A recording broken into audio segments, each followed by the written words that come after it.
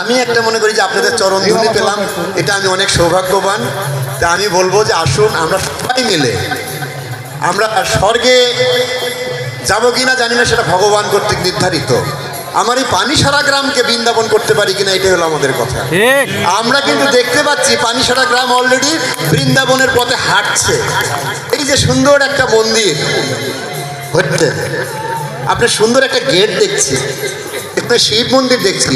আপনারা এই পানিসারা গ্রাম সহ অত্র এলাকার যারা হিন্দু মা বাবা ভাই বোনরা রয়েছে, সবাই মিলে যদি চেষ্টা করেন আমরা এই এলাকাকেই বৃন্দাবন বানাতে পারি। কিন্তু সেই জন্য দরকার সকলের সহযোগিতা।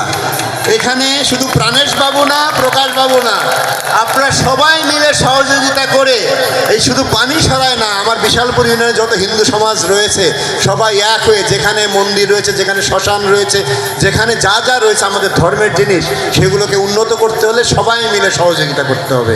তাহলে আমরা সত্যিকারের বৃন্দাবন আমরা